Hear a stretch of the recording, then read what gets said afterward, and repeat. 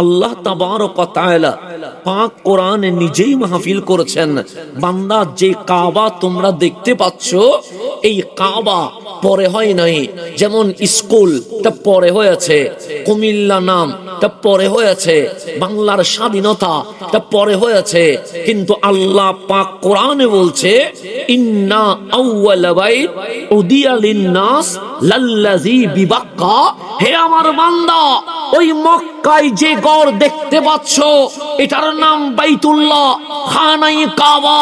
এটা কেউ বানায় নাই, মাওলা কে বানিয়েছে? আল্লাহ বলে যখন আদম আলাইহিস সালাম দুনিয়ায় আসে নাই এর আগে ইন্না আউওয়ালা বাইত, আমি আল্লাহ নিজে পবিত্র কাবা বাইতুল্লাহ আমি আল্লাহ নিজেই বানিয়ে দিয়েছি। তাহলে আল্লাহ নিজেই বলছে ইন্না আউয়াল, আউয়াল মানে প্রথম। এই জমিনে যখন কিছুই নাই, মানুষ নাই, গাছ নাই, পশু নাই, প্রাণী নাই, আল্লাহ বলছেন নিশ্চয়ই ইন্না আউয়াল বাইত, আগে ঘর আছে, মালিক ওই ঘর কে বানিয়েছে? যেমন এই স্কুল নিশ্চয়ই কোনো দাতা উনি দিয়েছেন, এই রাস্তা নিশ্চয়ই কোনো কোম্পানি করে দিয়েছেন, এই বিল্ডিং নিশ্চয়ই কোনো ইঞ্জিনিয়ার ড্রয়িং করে দিয়েছেন। কিন্তু আমার আল্লাহ বলে বাইতুল্লাহ কোন ঠিকাদার কোম্পানি বানায় নাই, বাইতুল্লাহ কোন শিল্পপতি অনুদান দেয় নাই, বাইতুল্লাহ কোন ইঞ্জিনিয়ার নিজে ড্রয়িং করে নাই। ইন্না আউওয়ালা বাইত, যেই বাইতুল্লাহ তুমি দেখতে পাচ্ছ তা আমি আল্লাহ নিজেই এই জমিনে বানিয়ে দিয়েছি। তাফসীর বলছে বাবা আদম দুনিয়ায় আসার 2000 বছর আগে আমার আল্লাহ নিজে ফেরেশতাদের মাধ্যমে খানায়ে কাবা বানিয়ে দিয়েছেন। তাহলে মানুষ আসার আগে কাবা ছিল কি ছিল না?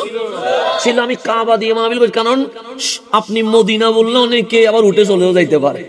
তা আমি চাচ্ছি যেটা বললে সবাই মানবে সেটা দিয়ে শুরু করি। এখন আসেন, সত্যি কথা, অনেকে মদিনা বললে উঠে বলবেন ধরো হুজুর তো আগের মতো শুরু করছে, দরকার কি? হ্যাঁ না, অসুবিধা না, আমি যেটা ঝগড়া সেটা বলি না। বললেন সুবিধাবাদী নাকি? না না, সুবিধাবাদী না। কারণ আমার সুন্নিয়তের দলিলের জন্য 50 বছর আগের বই দেখার দরকার নাই। পাক কোরআনে আমাদের সমস্ত দলিল আমার মালিক দিয়ে দিয়েছেন। আমাদেরকে দূরে যাওয়ার দরকার নাই, সব আমাদের আছে, কিতাবে আছে, দূরে যাওয়ার দরকার নাই। তাহলে বাবা আদম আসার কয় হাজার বছর আগে? তাহলে বাবা আদম যখন নাই তখনও কাবা আছে না? নাই, আছে। বাবা আদম আসলো, উনি আসলেন শ্রীলঙ্কার ওই পাহাড়ে, তখন শ্রীলঙ্কাও নাই, ইন্ডিয়াও নাই, বাংলাদেশও নাই, ভুটানও নাই। বাবা আদম আসলেন, সেই জন্য এশিয়ার ইতিহাস দেখবেন ভারতবর্ষে কোনো নবী আসে নাই, রসুল আসে নাই। সব নবী রসুল আসছে, কেউ সিরিয়ায়, কেউ ফিলিস্তিনে, কেউ মিশরে, কিন্তু এই সোনার বাংলায়, এই এশিয়া উপমহাদেশে কোনো নবী রসুলই আসে নাই। সেই জন্য সবাই বলে ইসলাম পেয়েছি অলির কারণে, কখনো খাজাই আজমিরের কারণে, কখনো বাবা শাহ জালালের কারণে, কখনো নাসিরউদ্দিন সিপাহ সালার কারণে, কখনো বাইজিদ বুস্তামির কারণে, কখনো শরফুদ্দিন চিশতির কারণে, কোনদিন শাহ আলী বাগদাদির কারণে। এভাবে আল্লাহর ওলিদের মাধ্যমে ইসলাম পেয়েছি। তো আল্লাহরে জিজ্ঞেস করেন, মালিক সিরিয়ায় নবী দিলা, ফিলিস্তিনে নবী দিলা, মিশরে নবী দিলা, আরবে নবী দিলা, আফ্রিকায় নবী দিলা, আমরা এশিয়ার মানুষ কি দোষ করেছি? 1 লক্ষ মতান্তরে 2,24,000 নবী রাসূল আসছে। তা নবীও তা রাসূলও আমাদের এই ভারতবর্ষে দাও নাই কেন? আপনাদেরকে জানিয়ে দিচ্ছেন, বান্দা এই এশিয়া উপমহাদেশে নবী রাসূল দরকার নাই কেন? বাবা আদম যখন জান্নাত থেকে দুনিয়ায় আসছিল তখন হাবিবুল্লাহর নূর আদমের কপালে ছিল। থেকে আদম যখন মাটিতে কদম রাখছে, মুস্তাফার নূর সিংহে আলোকিত করে দিয়েছে।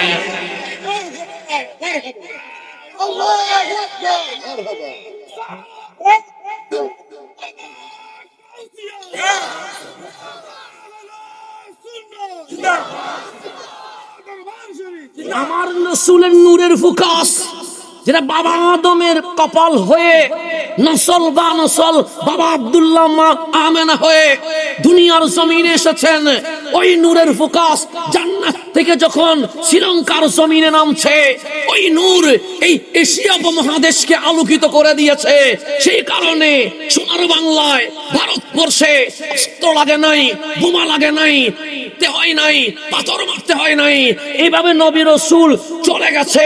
কামলিওয়ালা ভবিষ্যৎবাণী করেছে হিন্দুস্তান ইসলামের ভূমি হবে, তাও বছরের পর বছর চলে গেছে। আমার নবীর নূর, আমার নবীর নসল, আমার নবীর আওলাদ, আমার নবীর বংশধর খাজা মাইনুদ্দিন চিশতি আজমেরি সানজেরি যখন ঢুকে গেলেন, শাহ জালাল ইয়ামানি যখন ঢুকে গেলেন, নাসিরউদ্দিন সিপাহ সালাহ যখন ঢুকে গেছেন, ওনাদের ভাষা ছিল একরকম, ওনাদের কথা ছিল একরকম। খাজা মাইনুদ্দিন কি বলে আমরা বুঝি না, শাহ জালাল কি বলে আমরা বুঝি না, নাসিরউদ্দিন সিপাহ সালাহ কি বলে আমরা বুঝি না, কিন্তু মানুষ মুসলমান হয়ে গেছে। কারণ কি? ওই আদম আলাইহিস সালামের নূরের প্রকাশ যেটা এশিয়া উপমহাদেশকে আলোকিত করে দিয়েছে। এই এশিয়ার মানুষ যখন মাইনুদ্দিনের দিকে তাকিয়েছে, এই এশিয়ার মানুষ যখন কুতুবউদ্দিনের দিকে তাকিয়েছে, এই এশিয়ার মানুষ যখন নিজামউদ্দিনের দিকে তাকিয়েছে, এই এশিয়ার মানুষ যখন নাসিরউদ্দিনের দিকে তাকিয়েছে, তখন দেখতে পেল আদমের নূর তাদের কপালে দেখা যাচ্ছে। আমার নবীর নূর ওনাদের কপালে। বলেন দলিল লাগবে না, যেই নূরে আলোকিত হয়েছি সেই নূরের দাবি কি? তখন খাজা বললেন কালিমা পড়ে ফেলো, নূরের দাবি মিটিয়ে যাবে। আমরা কালিমা পড়লাম, আশিকে রসুল হয়ে মুসলমান হয়ে গেলাম। সেই জন্য নবী রসুল লাগে নাই, কারণ প্রথম নবীর নূরটা চমকাই দিছে এই এশিয়া উপমহাদেশে বাবা আদমের মাধ্যমে। কারণ আল্লাহ নবী দেয় না এমন কোন তো গোষ্ঠী থাকার কথা না, নবী দেয় না এমন কোন সম্প্রদায় থাকার কথা না, নবী দেয় না এমন কোন কওম থাকার কথা না, কিন্তু আমাদেরকে দিলেন না। আল্লাহ বলে তোরে নিয়ে কি করবি? প্রথম নবীর নূরের চমক আমি তো আদম ও সফিউল্লাহর মাধ্যমে তোদেরকে আলোকিত করে দিয়েছে। সেই জন্য দেখবেন এই এশিয়া উপদেশের মানুষগুলো নবীর পাগল বেশি হয়। সেজন্য অনেকে বলবে মিলাদুন নবী শুধু ইন্ডিয়া, পাকিস্তান, বাংলাদেশে পাওয়া যায়। এটা বলার সময় বলবে কেন? কারণ আমাদের কাছে নবী প্রেমটা বেশি। কেন বেশি? কারণ আমরাই তো ধন্য হয়েছি সর্বপ্রথম নবীর নূরের মাধ্যমে। আমরা প্রেমিক না ওই প্রেমিক হবে কে? কথা ঠিক না? এখন বাবা আদম আসলেন শ্রীলঙ্কার জমিনে, উনি খালি পায়ে, গোড়াই উঠে নাই, গাড়াই উঠে নাই, হাতিতে উঠে নাই, হেঁটে হেঁটে হেঁটে হেঁটে 300 বছর সফর করে মক্কায় পৌঁছলেন। আরাফাতে গেলেন, মা হাওয়ার সাথে দেখা হলো, খানায়ে কাবা তাওয়াফ করলো। তো বাবা আদম আমাদেরকে জানিয়ে দিচ্ছে সর্বপ্রথম বাইতুল্লাহর সফর এই দুনিয়ায় কেউ করে নাই, আমি আদম ও সফিউল্লাহ নিজেই করে দিয়েছে। তাহলে বাবা আদমের জামানায় কাবা আছে না নাই? এরপরে আসেন, আমি বলছেন হাসান আল বসরি এই ইন্না আউওয়ালা বাইত উদিয়া লিন-নাস লাল্লাযী বিবাক্কা এই আয়াতের তাফসীর করতে গিয়ে আমি বললাম মানিয়েন না, হুজুরও বলে নাই, হুজুর বললেও মানিয়েন না। কেন? কারণ আপনারা বলবেন এটা আপনারা কোন বাপ দাদার বই থেকে বের করে বলছেন না। আমরা বাপ দাদার বই থেকে বলছি না, হাসান আল বসরির বই থেকে বলছি। উনি বলছেন আমি মাওলা আলী থেকে শিখেছি। মাওলা আলী উনি কে? আমার নবী বলে আনা মাদিনাতুল ইলমি ওয়া আলিয়ুন বাবুহা, আমি এলমের শহর, দরজার নাম আলীরে বানায়া দিয়ে দিছি। ওনার থেকে শিখছেন হাসান আল বসরি। কেন জাতান এটা উপরে এসে জুড়ে বসে নাই, সেই জন্য হাসান আল বসরি ডাইরেক্ট হাদিস বর্ণনা করতেন ক্বালা রাসূলুল্লাহ সাল্লাল্লাহু আলাইহি ওয়াসাল্লাম। মাসকানে সাহাবীর কথা বলতো না, উনি ডাইরেক্ট রাসূলের কথা বলতেন। কিন্তু অন্যান্য যারা তাবিঈন আছে, সেটা হযরতে মুজাহিদ হোক, সেটা অন্য কেউ হোক, ওনারা বলতেন আব্দুল্লাহ ইবনে মাসউদ থেকে, হযরতে আব্বাস থেকে, হযরতে আব্দুল্লাহ ইবনে আব্বাস থেকে, হযরতে ফারুক আযম থেকে একজন ব্যক্তি আছে, ওনার নাম হাসান আল বসরি। উনি ডাইরেক্ট বলতেন ক্বালা রাসূলুল্লাহ। কামলিওয়ালা বলেছেন এই হাসান আল বসরি আপনি তো তাবিঈন, রাসূল দেখেন নাই, তো ডাইরেক্ট ক্বালা রাসূলুল্লাহ বলছেন কেন? মাসকানে সাহাবী কই? তখন হাসান আল বসরি বলেন নাম বললে গলা কেটে ফেলবে। তো নাম কি? সে মাসকানে যার নাম, ওনার নাম আলী। আমি মাওলা আলী থেকে শুনেছি, মাওলা আলী কামলিওয়ালা থেকে শুনেছে। আমার এলমের নসল ডাইরেক্ট রসুল থেকে। সেজন্য হাসান আল বসরি থেকে যত হাদিস বর্ণনা হয়েছে সমস্ত হাদিসের রাবি হচ্ছেন মাওলা আলী কাররামাল্লাহু ওয়াজহা। আর মাওলা আলী থেকে যা বর্ণনা হয়েছে ওনার রাবি হচ্ছে রহমাতুল্লিল আলামিন। রহমাতুল্লিল আলামিন থেকে যা বর্ণনা হয়েছে আল্লাহ বলেন ওয়ামা ইয়ানতিকু আনিল হাওয়া ইন হুয়া ইল্লা ওয়াহয়ু ইউহা। টোটাল জিহ্বাটা নবীর ছিল, কালামগুলো নবীর নয়, কালামগুলো তো আমি মাওলা বের করে দিয়েছে। একটা সিলসিলা আছে না নাই? আছে। যেমন হুজুরের যদি সিলসিলা খোঁজেন, হুজুর থেকে শুরু করে বায়াতের সিলসিলা রসুল পর্যন্ত আছে না নাই?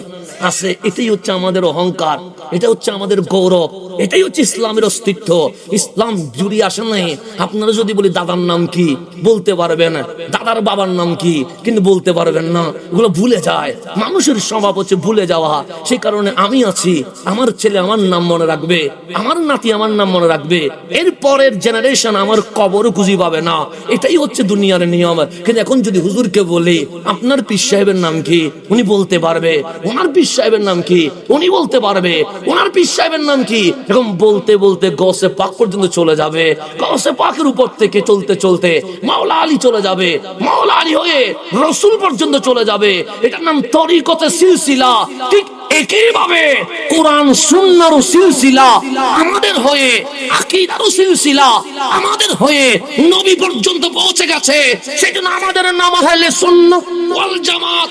এটাই হক। কেন এই সোনার বাংলাদেশে যত মতবাদ, যত মতাদর্শ, যত দল দেখবেন, কারো নেতা ইন্ডিয়া পর্যন্ত থেমে গেছে, কারো নেতা পাকিস্তান পর্যন্ত থেমে গেছে, কিন্তু আহলে সুন্নাহ ওয়াল জামাত সোনার বাংলা হইয়া, শাহজালাল হইয়া, মুঈনুদ্দিন চিশতি আকশিমেরি হইয়া সোনার মদিনা পর্যন্ত পৌঁছে গেছে।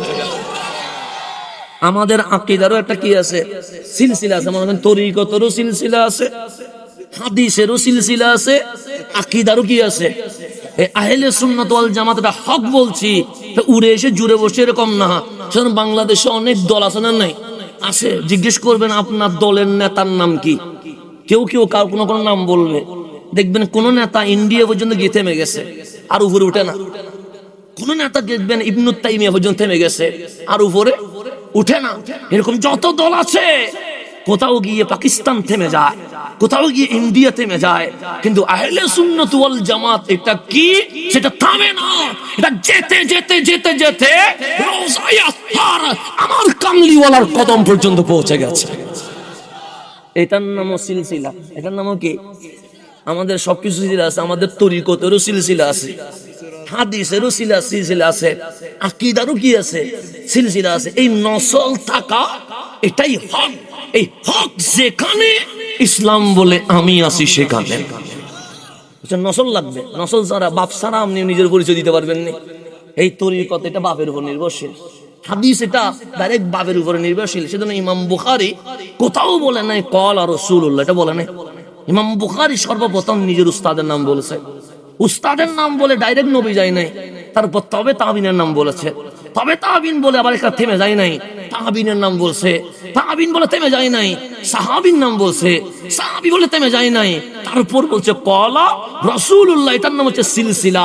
এই শিকল বাদ দিলে আপনার আর কোনো রুহানিয়ত নাই। সেখানে রুহানিয়ত নাই, সেখানে শুধু চিল্লাইতে পারবেন, কোন কাজের কাজ কিছুই হবে না।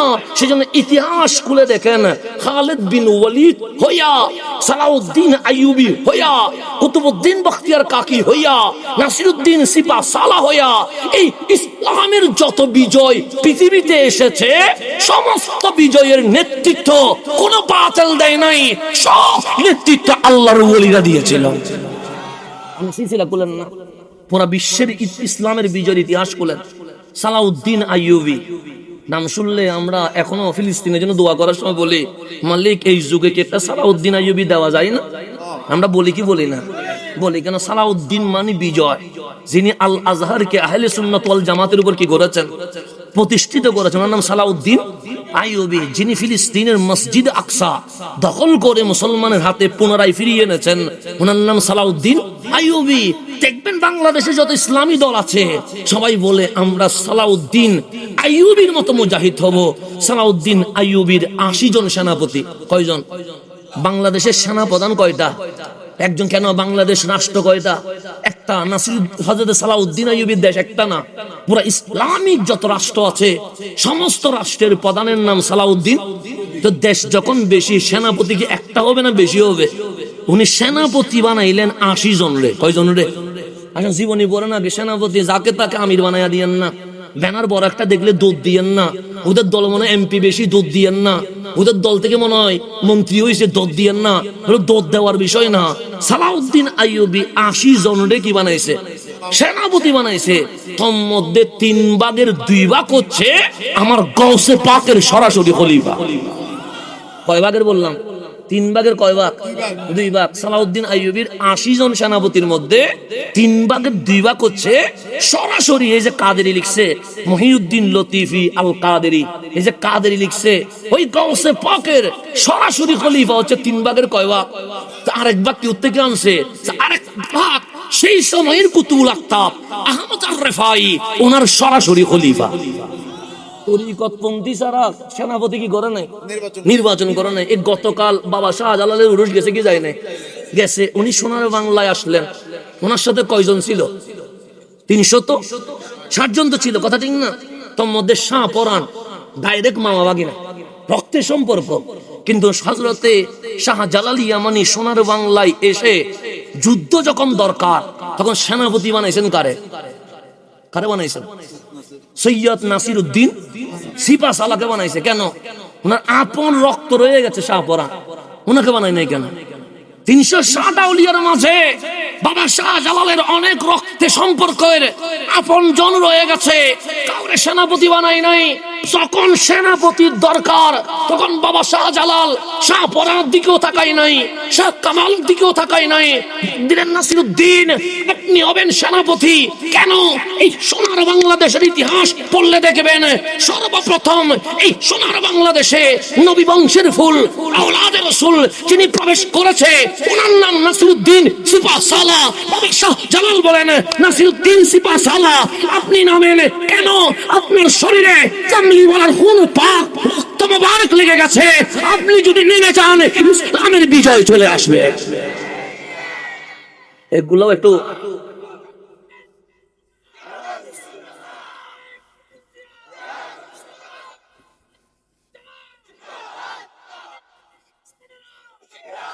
এগুলো একটু পড়ালেখা করা দরকার।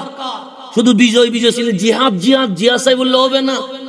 জিহাদ এটা এজিদও চাইছিল, এই জিহাদের কোনো দরকার নাই। শুধু জিহাদ চিল্লাইলে হবে না, জিহাদ চিল্লানোর আগে দেখতে হবে আমিরটা আমার নবীর প্রেমিক কিনা।